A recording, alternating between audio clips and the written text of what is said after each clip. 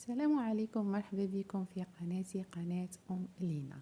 اليوم حضرت معاكم البوراك وبطريقة مختلفة، يعني اللي راح يذوقه راح يسقسيك عن السر البنة اللي فيه. هنا اعتمدت شرائح الدجاج، التوابل اللي هما الحرور، سكينجبير، الملح، الفلفلة حمراء والكيري وشوية زيت. حاولت نجمع الكل ونخلط للإفادة. تفادي أنك تكتري الملح لأنه بعدها راح نعتمد الفخوماج اللي كما قاع نعرفوه عنده الملح زيادة. راح هنا نخلط الكل، نحاول ندمجهم ونغطيهم بساشي ولا سيلوفان ولا يعني اللي متوفر عندك. وبعدها ننتقل يعني نروح نقليه في المقلاة.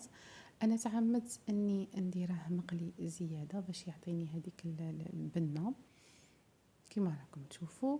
وبعدها نكون وجدت البصل اللي نكون رابيته وراح نديره في نفس المقلاة اللي فيها قليت يعني هذا الشرائح الدجاج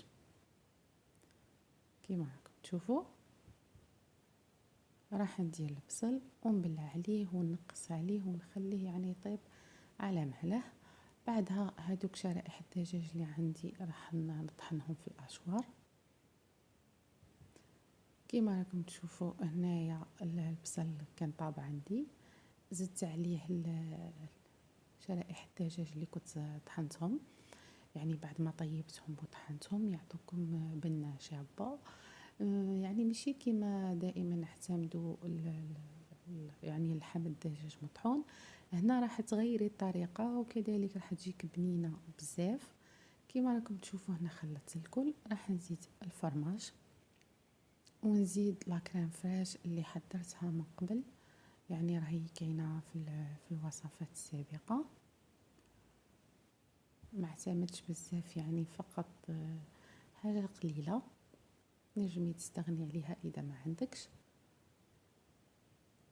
وهنا نحاول نجمع كاع الخليط.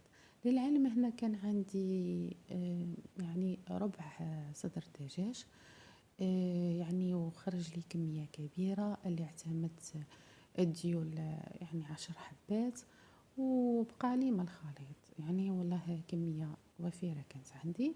وكذلك ما نحكوش على البنه اللي كانت شابه. هنا تعمدت نوريكم كذلك طريقه اللف بالنسبه للمبتدئات، بالنسبه يعني للي تحب دير السيكارات على البوراك. وبعدها راح نقليه على زيت. انا نعتمد يعني زيت كيما زيت البطاطا، فقط نستعمل الورق يعني الورق اللي يمتص الزيت. وكما راكم تشوفوا كانت عندي بنة ولا اروع. وبصحتكم.